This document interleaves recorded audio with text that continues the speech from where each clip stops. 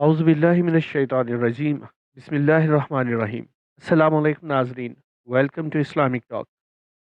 ناظرین کرام، گزشتہ ویڈیو میں اصحاب الاخدود سے متعلق ایک روایت آپ کے گوش گزار کرتے ہوئے عرض کیا تھا کہ مفسرین کرام کے مطابق اس ضمن میں کئی واقعات بیان کیے گئے ہیں جنہیں ہم دو حصوں میں آپ کے گوش گزار کریں گے۔ اس سلسلے میں پہلا واقعہ گزشتہ ویڈیو میں پیش کر دیا گیا تھا، لہٰذا باقی روایات کے ساتھ حاضر خدمت ہے۔ چلیے ویڈیو کا آغاز کرتے ہیں۔ صاحب سیرہ محمد بن اسحاق نے محمد بن کعب کے سلسلے سے یہ واقعہ نقل کیا ہے کہ شام اور حجاز کے درمیان نجران کی بستی میں بت پرستی اور شرک عام تھا۔ قریبی آبادی میں ایک ساحر لوگوں کو سحر کی تعلیم دیتا تھا۔ کچھ عرصہ بعد میمون نامی راہب اس بستی اور نجران کے راستے میں مقیم ہو گیا۔ نجران کے لڑکے جو سحر کی تعلیم حاصل کرتے تھے، ان میں عبداللہ بن عامر نامی لڑکا ایک روز راہب کے خیمے میں داخل ہوا اور راہب کی نماز اور طریقہ عبادت سے اس قدر متاثر ہوا کہ خدائے واحد پر ایمان لے آیا اور راہب سے علم دین حاصل کرنے لگا، اور یوں وہ اس دین کا ایک عالم بن گیا۔ ایک دن وہ راہب سے اسم اعظم سے متعلق پوچھنے لگا۔ راہب کہنے لگا، صاحب زادے، مجھے خوف ہے کہ تو اس کو برداشت نہیں کر سکے گا۔ راہب کے انکار پر لڑکے نے یہ طریقہ کار اختیار کیا کہ ہر تیر پر خدا کا ایک نام لکھا اور انہیں ایک ایک کر کے آگ میں ڈالنے لگا۔ تیر ایک ایک کر کے آگ میں جاتے رہے اور جلتے گئے، اگر ایک تیر جب آگ میں ڈالا گیا تو فوراً اچھل کر دور جا گرا۔ لڑکا سمجھ گیا کہ یہی اسم اعظم ہے۔ جب اس نے یہ واقعہ راہب کو سنایا تو اس نے کہا، اللہ اسے حفاظت سے اپنے پاس رکھ۔ اللہ نے اسے دین حق کی تبلیغ کا ذریعہ بنایا۔ جب وہ کسی مریض کا علاج کرتا تو اسے نصیحت کرتا کہ وہ خدائے واحد پر ایمان لائے، وہ اسی صورت میں اس کے لیے دعا کرے گا۔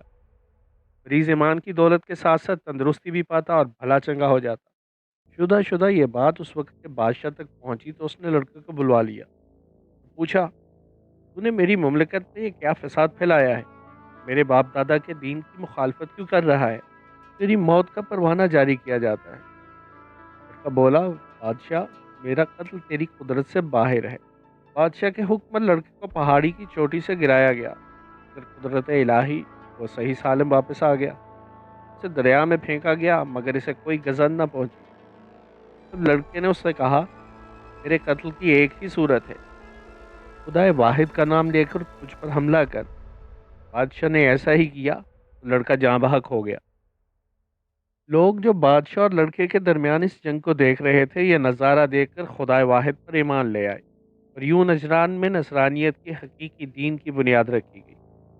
اس واقعے کی خبر یہودی المذہب بادشاہ یمن جو نواس کو پہنچی تو ایک لشکر جرار کے ساتھ نجران پر چڑھائی کر دی اور اعلان کیا کہ یا تو وہ یہودیت اختیار کر لیں یا موت کو گلے لگانے کے لیے تیار ہو جائے۔ شہر کی گلیوں میں خندقیں کھود کر آگ سے بھر دی گئی، لوگوں کو ان کے کنارے کھڑا کر دیا گیا۔ وہ سبھی لوگ آگ میں جلتے چلے گئے مگر دین حق سے روگردانی نہ کی۔ ان دو واقعات کے علاوہ مشہور محدث ابن ابی حاتم نے ربیع بن انس رضی اللہ تعالیٰ عنہ سے روایت کی ہے، فترہ یعنی حضرت عیسیٰ علیہ السلام اور حضرت محمد صلی اللہ علیہ وآلہ وسلم کے درمیانی عرصہ میں خدا کے کچھ نیک بندوں نے جب یہ دیکھا کہ دین حق گروہ بندیوں کی نظر ہوتا جا رہا ہے اور ہر شخص کی ذاتی رائے کے تابع ہوتا جا رہا ہے اور ہر طرف فتنوں اور شرارتوں کا دور بڑھ رہا ہے، باہم مشورے کے بعد آبادی سے دور ایک بستی آباد کر لی، دین حق کی سچی روح کے مطابق زندگی بسر کرنے لگے۔ مگر یہ معاملہ زیادہ دیر پوشیدہ نہ رہ سکا اور اس وقت کے بت پرست بادشاہ تک پہنچ گیا۔ بادشاہ نے آ کر بستی کا محاصرہ کر لیا، بستی والوں پر جور و ستم کرنے انہوں نے بت پرستی پر مجبور کرنے لگا، مگر ان کے پائے ثبات میں لرزش نہ آئی۔ اس پر یہ بادشاہ غضبناک ہو گیا۔ اس نے خندقیں کھدوانے اور ان میں آگ دہکانے کا حکم دیا۔ جو شخص بت پرستی سے انکار کرتا اسے آگ میں جھونک دیا جاتا، مگر وہ مردان حق یہ کہہ کر ایک دوسرے کو تسلی دیتے اور آگ میں کود جاتے کہ آج گھبرانے اور خوف کھانے کا دن نہیں، بلکہ یہ آگ ہمارے لیے جہنم کی آگ سے نجات کا پیش خیمہ ہے۔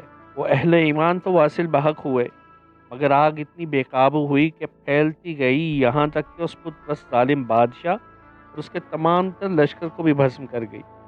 سورہ بروج کی آیت اسی واقعے کی طرف اشارہ کر رہی ہے۔ اسی طرح حضرت علی علیہ السلام سے منقول ہے کہ یہ واقعہ فارس میں پیش آیا کہ وہاں کے بادشاہ نے دین حق چھوڑ کر باطل پرستی اختیار کی اور محارم سے نکاح جائز قرار دے دیا۔ کچھ علماء حق نے اس کی مخالفت کی اور بادشاہ کو اس بات پر منع کیا۔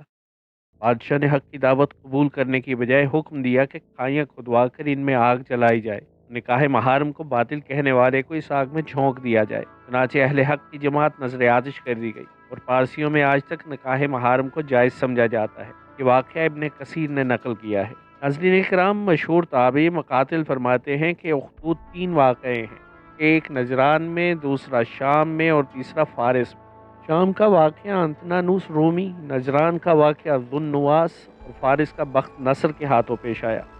لیکن فارس اور شام کے واقعے کا ذکر قرآن میں نہیں، البتہ یہ نجران کا واقعہ ہے جس کا ذکر قرآن میں موجود ہے۔ امید ہے کہ ویڈیو پسند آئے گی، اس لیے لائک اور شیئر ضرور کیجیے تاکہ ہمارا اور آپ کا رابطہ بحال رہے۔ فی امان اللہ۔